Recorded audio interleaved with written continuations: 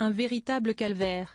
Delphine Jubilard reste introuvable depuis le 16 décembre dernier. L'infirmière de 33 ans a disparu à Cagnac-les-Mines dans le Tarn et elle n'a donné aucun signe de vie depuis. Malgré de nombreuses battues, perquisitions et une enquête qui se poursuit, aucun élément n'a permis de découvrir ce qui a pu arriver à la jeune femme. Sur l'antenne de BFM TV, sa cousine Lolita a fait quelques confidences ce lundi 15 novembre. L'occasion pour elle d'évoquer Louis et Elia, les enfants du couple. Ils veulent savoir ce qui est arrivé à leur maman, si est-il dur pour eux, a-t-elle d'abord assuré. Par la suite, elle a évoqué un moment qui est très compliqué pour eux.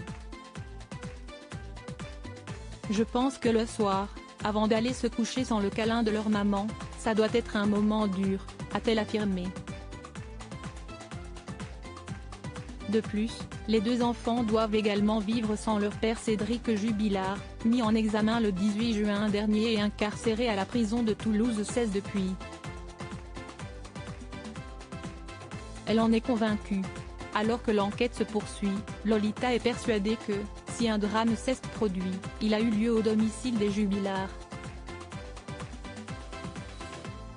La raison ?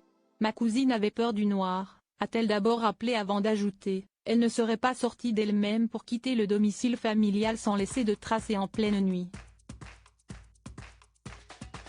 Un argument qui est revenu à de nombreuses reprises depuis le début de cette affaire. Ainsi, que serait-il arrivé à Delphine Jubilard ? Ça va faire 1 an et on ne sait toujours rien, a déploré Lolita avant d'évoquer Cédric Jubilard. S'il a fait quelque chose ou s'il sait quelque chose, qu'il le dise. Par la suite, la jeune femme a fait quelques confidences concernant le père de famille et celles-ci ne sont pas passées inaperçues. Cédric, si est-il quelqu'un qui est très manipulateur, quelqu'un qui sait cacher des choses, qui sait mentir, a-t-elle assuré. J'ai déjà pu voir de la violence envers ses enfants, pas envers Delphine mais à la critiquer, à la rabaisser, notamment en évoquant son métier d'infirmière, a conclu Lolita.